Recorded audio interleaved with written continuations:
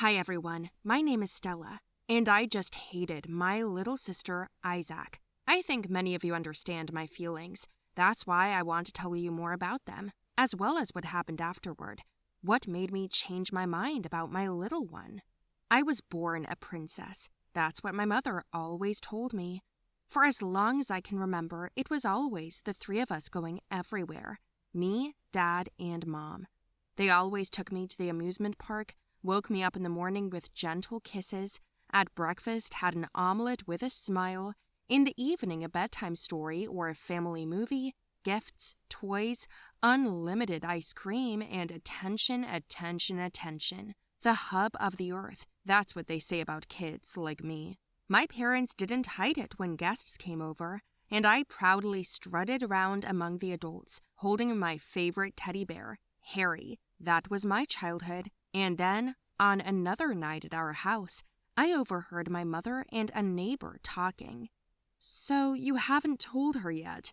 "No, we're gonna wait a little while. It's better to tell her right away, to prepare her somehow. She's so spoiled. How will she react?" "I hope she will react normally. And my husband and I will try to do our best to make her not notice the lack of attention, although I don't know how to do it." "It's okay. A lot of kids go through this. It's normal. I have 3 kids. The first, when he found out about his little brother, he was hysterical for a week, and then he put up with it. But what can you do? Start small. Ask her if she wants a little sister or little brother. I think that's what we'll do." I heard their dialogue and was shocked. I got close, and they were both so engrossed in conversation that they didn't even notice my presence. "How do we do, Mom?" "Oops, I should probably go. Baby, let's go see the guests off and talk." "Tell me, are you pregnant?" I asked it so loudly that all the guests froze in anticipation. They turned around and looked at me and my mom. Then my father came over and said it was time for me to go to bed, but I was already bursting with anger inside. "How could you? Am I not enough for you? Why didn't you consult with me beforehand? Why did you decide everything without me? What if I don't want a little brother or sister? That's not fair!" The guests quickly packed up and left. The house was empty, and you could hear the clock ticking. Tick, tick. "Honey, I'm sorry. We wanted to tell you, but we didn't know how to." "Do you realize you're depriving me of my childhood?" "Honey, no one will take that away from you. I promise we will give you as much attention as we do now. You won't even notice the difference, we promise." 7 months later. "Mom, why didn't you wake me up for school? I'm going to be late." The baby is screaming in the background. A disheveled mom and a tired dad are paddling back and forth with the baby, going through formula and bottles. "I'm sorry, honey. I was up all night with Isaac having colic. I didn't even look at my watch." "I see.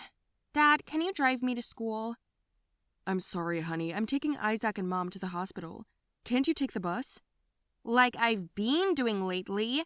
I freaked out, slammed the door, and drove to school. What really hurt was that my parents had broken their promise. Like my mom said, she didn't even have time to eat, let alone play games or watch TV. Dad tried to help as much as he could, but he also started working more and came home tired. I couldn't believe this betrayal. There were no more bedtime stories, no more going on rides, no more guests in the house. I was not allowed to watch TV when the baby was asleep. I woke up in the night from Isaac's screams. Sometimes I didn't get enough sleep and went to school angry. Of course, Isaac was growing up, and the older she got, the easier the conditions in the house were, but still, I was no longer the same princess. My parents resumed reading books, but now they weren't just reading what I liked. Meanwhile, hatred was growing in me. When Isaac turned 3, she was already eating, walking, and getting what she needed on her own. I had to hide things higher up. I came home from school that day hoping my folks would take me to the park. It had been so long since we'd been there. It was my birthday. I ran in early after school, changed my clothes, and waited for everyone in the living room. Mom and Dad were fussing about something, and I saw that they were dressed, but doubts crept up. Were they really going to the park? "Mom, Dad, I'm ready. When are we leaving?" Sorry, honey, Isaac has a tummy ache. We're going to the hospital. We'll go to the park after, okay? What?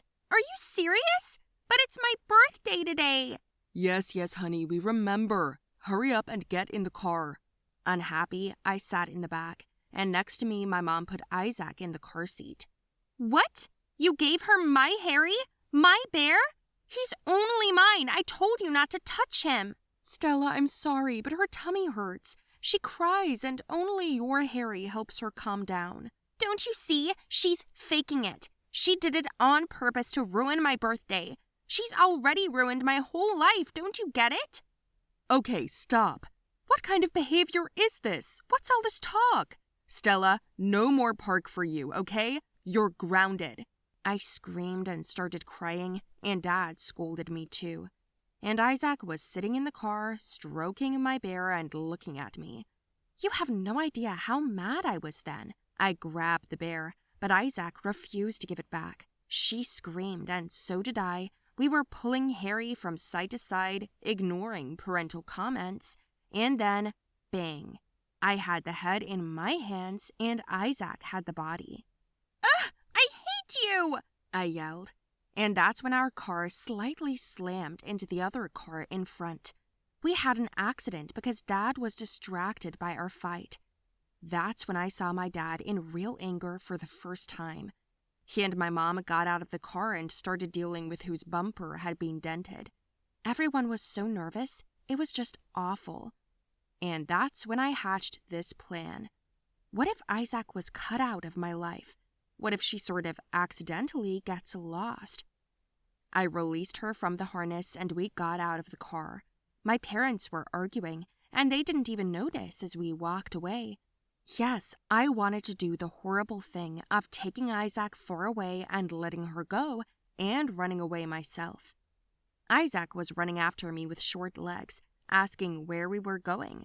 Where? And I kept quiet and walked quickly forward. Then I chased her to the nearest playground and left her there. Isaac ran to the slide, and I turned around and started walking away. Then some guy came up to me. And where are your parents, girl? I see you have a beautiful phone in your hand. Let me see. Don't touch it. Leave me alone. I'll call my daddy. Call him. He won't hear you. He's far away. I was watching. What do you want? Give me your phone, and I will go away and not tell your parents that you want to leave your little sister here. Fuck you! I got scared. I was confused, and I didn't know what to do. He was getting closer. There were people around, but no one was paying attention. I didn't know what to do or where to run.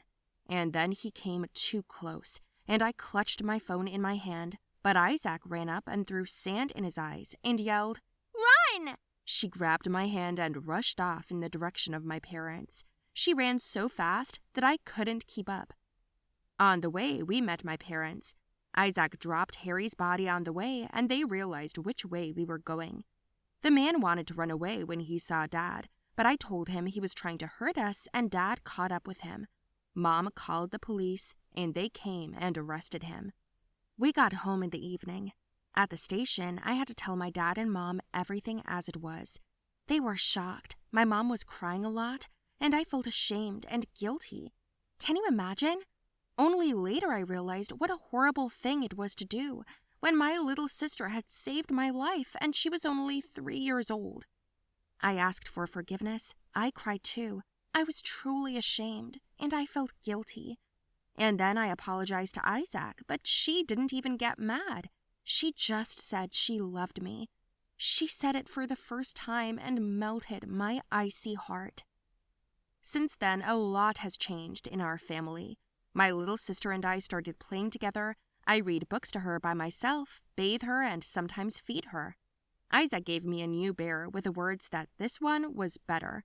It was the most precious and wonderful gift I had ever received. This is for you, Stella. Thank you, my darling. He'll keep you safe at night, won't he? Of course, but you'll be around too, so I'm safe. My family has grown stronger. The old traditions have not returned to us, but we have invented new ones, even better. I realize now that having a little sister is very cool, especially if she's as combative as mine. A family can't set anyone apart or leave anyone out. Sometimes parents are too busy taking care of things, but you can remind them of yourself and things will be even better than before. That's for sure.